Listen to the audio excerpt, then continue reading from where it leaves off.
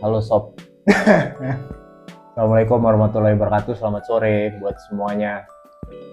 Konten hari ini kita bersama Mr. Handi Saputra, kita akan ngobrol-ngobrol sore. Sore Ya, ngobrol-ngobrol sore. setengah 5. Jam 4 lebih 10 guys. Bagus juga ini cahayanya, ada garis-garis Siluet. Iya kan? Mana tuh? Oh iya, boleh. Disponsori oleh Kribro. Udah berapa episode nih? Ini kalau nggak salah yang ke-5 apa yang ke-6. Nanti pengennya itu satu-satu, nanti kita ngobrol teman-teman yang lain. Jadi perlu kita perkenalan diri. Perkenalan, silahkan kenalkan diri dulu di. Halo, saya Handi.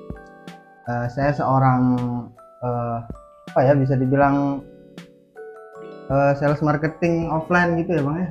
Nah, kita pernah membantu UMKM Lombok Timur untuk memasarkan produknya. Yes. Sampai tembus ke retail ya inilah baru selombok. Lombok ya.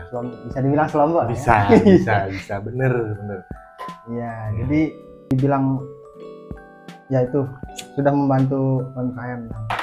Iya, Sob. Jadi Mr. Handi ini kalau saya boleh katakan beliau sudah tahu betul untuk minimarket, supermarket yang ada di setidaknya Pulau Lombok ya. Baik itu Lombok Timur, Lombok Tengah, Lombok di Mataram. udah belum ya? Belum ya. Belum. Ya. Cuman ini aja udah sangat banyak.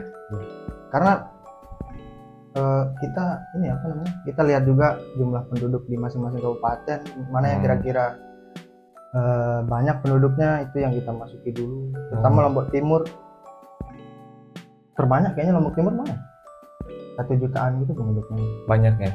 Banyak. Baru Lombok Tengah, terus Mataram. Barat kalau nggak salah. Mataram. Mataram. Karena ini di bagian dirimu dikasih tips dong buat teman-teman yang mau. Iya, boleh lah. Gimana nih caranya, tekniknya supaya produk kita nih, produk UMKM itu bisa masuk di. Kan Bapak ahlinya kalau itu ya, Pak. kan udah lama. Gimana kalau saya nanya Bapak sekarang? Ganti. Kalau zamanku, ini kan zamanku nih ya. Kalau zamanku dulu itu kita masih pilih-pilih minimarket, supermarket. Kalau ngelihat yang ini kelasnya agak kecil ini, kita nggak masukin, tertentu aja ya. Makanya yang kayak di Mataram, Lombok Tengah, Lombok Timur itu yang bisa dikatakan yang tokonya dengan luasan tertentu, kunjungannya rame, itu aja yang kita masukin yang dulu zaman di awal gitu. Nah, tapi Bapak sekarang sudah menjamah yang bisa dikatakan kecil juga, kelontong. Nah itu bagi gimana caranya tuh? Dibilang kecil sih enggak juga ya. Menengah kayaknya. Tingkat keramaian di toko itu ya tetap itu juga yang kita lihat sebenarnya. Karena kalau mau nyari yang sama-sama besar seperti toko-toko sebelumnya kayaknya udah enggak ada. Karena sudah nggak ada juga, ya betul. Sudah terisi semua sepertinya. Toko-toko yang raksasa. Nah, jadi gimana caranya yang menengah ini deh?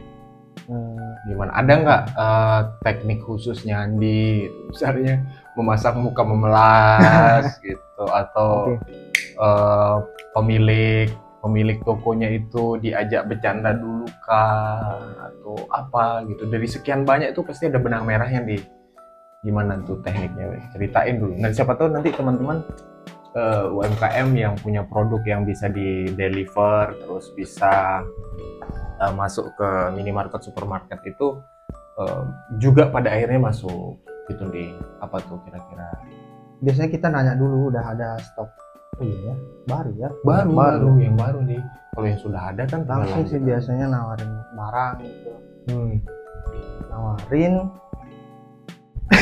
ya gimana teman-teman ngolahnya biar convincing pihak tokonya, ngeyakinin pihak tokonya untuk bahwa produk kita nih produk laku loh gitu. Dan kita juga bantu iklan, mungkin teman-teman posting di media sosial. Nah itu sebenarnya perlu bantuan tim juga, timnya teman-teman gitu. Kalau bisa punya tim marketing online juga yang nanti akan menginformasikan bahwa produknya sudah di sana. Nah, sebelum sampai situ nih kan kata Andi tadi mampu meyakinkan si pemilik toko minimarket atau supermarket ini bahwa produk kita ini akan laku kan gitu. Gimana tuh caranya tuh? Ada misalnya cara ngomongnya, gerak tubuhnya, atau momen yang seperti apa gitu nanti secara detail biar. Biasanya sih toko karena mereka sering kedatangan sales gitu ya. Biasanya mereka sudah paham kalau kita datang menawarkan produk. Biasanya mereka lihat dulu ini dia familiar apa enggak produknya gitu. Dan mereka juga ngelihat kemasan sih terutama, ya bener, kemasannya menarik apa enggak. Kemasan Itu sih yang pertama kayaknya, kemasannya. Kalau dia lihat ini kayaknya menarik gitu, ambil sih. Ada nggak standar kemasan dari mereka nih? Misal contoh kalau full print misalnya depan belakang seperti ini mungkin dikatakan sudah bagus. Apakah standar mereka tuh boleh pakai stiker gitu nih? Boleh aja sih. Gimana ya? Boleh nggak? Bisa nggak itu orang? Ada nggak yang dilihat di toko-toko itu? Iya, gitu. Paling nanti kesepakatnya kalau kalau pihak tokonya merasa ini tidak begitu cepat laku misalnya, dirasa sama pihak tokonya, paling nanti pihak tokonya minta titip aja gitu, tidak dibayar langsung. Consignment. Oke, siap. Nanti setelah itu kita evaluasi. Menurut Andi consignment boleh Pak? Nggak masalah, oke di awal gitu. Nggak masalah sih kayaknya untuk memperkenalkan produk di awal. Ya, biar minimal orang masuk toko itu lihat produk kita dulu deh. Kira-kira begitu kurang. Ya ini dia udah masukin beberapa produk UMKM juga di beberapa toko. Bapak nembusin MGM loh. Iya kan. Nah MGM gimana ceritanya? MGM Mataram. MGM kan namanya? Iya MGM. Gimana caranya? Lancar-lancar aja. Pokoknya toko yang biasanya. Ketemu siapa kalau toko biasa langsung sama kasirnya. Kalau kayak MGM tuh. Kalau ke toko-toko yang cukup besar, sekelas MGM tuh setara Ruby nggak sih? Ruby. Manajemennya mungkin ya sama ya. Iya mungkin ya. Biasanya kita cari manajer pemasarannya biasanya. Atau enggak tanya aja mau namarin barang nih sama siapa gitu ke orang-orang yang ada di gudang. Biasanya kita langsung ke gudang. Terus ketemu sama orang-orang gudang, nanti tanya aja di situ di gudangnya mau nawarin barang gitu. Nanti diarahin ke siapa nama orangnya di MGM. Lupa saya, bapak siapa tuh ya. Di MGM ketemu sama Pak siapa ya, pokoknya di lantai 3 dia. Lantai 2 apa ya? Iya lantai 2 sekarang. Dulu di bawah, sekarang di lantai 2. Berarti langsung ke lantai 2 ketemu bapak itu di bagian pemasaran tuh gudangnya, terus tawarin. Iya, bawa produknya. Dan itu kalau MGM. Ruby Mataram. Kalau Ruby ada Pak Tut di sana, ke Pak Tut aja. Pak Ketut. Dari zaman dulu masih sampai sekarang ya. Pak Ketut. Terus mbok yang di toko siapa ya? Mbok Mira. Iya. Mbok Mira, mbok siapa ya? Masih nggak itu nih? Masih kayaknya. Masih. Cuman yang di Mataram sekarang mereka yang nerbitin PO, menentukan jumlah. Oh iya. Kalau dulu kan nggak ya? Kalau dulu kita ngecek sendiri, kalau habis kita isi lagi. Kalau sekarang di WA kita, kalau jaraknya jauh, misalnya dari Mataram ke Lotim, bisa kita dibantu sama Mbak Ade namanya, yang sering ngabarin kalau ada PO terbit sekian pieces gitu, expirednya sekian hari. Sebelum expired kita harus sudah isi sejumlah PO tersebut. Itu Ruby Mataram, sama dengan Ruby Rarang. Kalau Rarang masih kayak sebelumnya. Berarti mereka masih belum menerbitkan PO. Ya. Oke. Ruby udah, MGM udah. Spesifik bahas. Niaga ini kan jadi satu. Beda ya. Niaga Selaparang beda-beda. Atau gini kalau teman-teman butuh jasa agensi, kita hubungi. Andi bisa sekaligus ya. Bisa ya. Oh ya, oke, boleh deh. Nih ada banyak orang kan di sini, Bapak suka menempatkan orang pada Ya guys, jadi ya gini aja dah buat teman-teman yang punya produk yang tentu saja bisa di deliver dalam jumlah banyak, expire-nya lama, kemasannya juga udah for it, untuk dibantu pemasaran masuk ke beberapa toko yang tadi disebut sama Mau Miftah online juga tadi. bisa, ada Mr. Miftah. Online nanti dulu nih. Hah? siapkan di maksudnya nanti kalau mau dibawa produk-produk mereka Bisa. sekaligus bisa ya, Bisa. coba-coba ya. Kita bantu Ya akses. hubungi ya. Ya nanti seterusnya mereka yang isi. Terusnya nanti mereka yang isi. Oh, bantu ngebukain. Mm-mm. Bapak enggak mau ambil jasa fee atau apa gitu sekaligus? Biasanya ya ketika ngebuka itu Ngebuka aja. apa namanya, agensi Agensi offline. marketing. Wah. Biasanya agensi yang online aja sih, biasanya bikin konten, Kalau ini ngebantu. Ada banyak sih agensi kan namanya. banyak sih.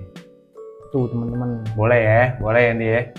Nanti mau hubungin Andi nanti bisa ada kontaknya, ada di deskripsi nih, nanti saya taruhin. Gitu guys. Iya nggak apa-apa, coba-coba kan Bapak sudah bawa berapa barang? 1, 2. 50 kayaknya. Oh disebut juga ya 3. Iya banyak jenis ya dari dulu ya. Masih di seputar Lombok dulu ya, lumayan penduduknya Lombok. Kalau yang di luar Lombok mau masarin ke sini juga bisa. Oh bisa ya. Pada akhirnya nanti kita bikin Agensi, perusahaan distribusi. Kok agensi sih? Agensi yang kayak gimana sih maksudnya agensi? Jasa makanya. Iya, ada agensi. banyak kan. Misalnya kalau dari sebelum punya produk, kalau teman-teman pengen punya produk bisa sama bapak yang Satu ini. yang biasa ya, Oh, untuk dikembangin produk Oh, agensi. iya kan udah kita bahas di Mana? Oh gitu udah. kan udah itu kan lagi kita Konsultan. ya kan sama aja. Sama ya? Oh nah, sama Ki, konsul. Ya ini Nah, gini nama besarnya adalah konsultan. Misalnya ya ini kita bicara gitu. Nah, payungnya besarnya gitu konsultan. Nah, nanti di dalamnya layanannya baru kita bicara agensi. Misalnya agensi konten, misalnya agensi pemasaran, kreatif agensi. misalnya agensi apa lagi gitu-gitu. Tapi kan lebih kepada itu konsultan. Secara keseluruhan kan orang sebelum pakai agensi juga kita harus berkonsultasi dulu sama Nah, yang paham. yang mau konsultasi mari. Nanti dicantumin juga Ki. Oh yang mau konsultasi nanti Kepoin apa sosmed Ki atau sosial medianya. kontak Nanti personal. masih belum launching secara keseluruhan nanti kalau sudah deh. Oke, bocoran dikit. bocor halus.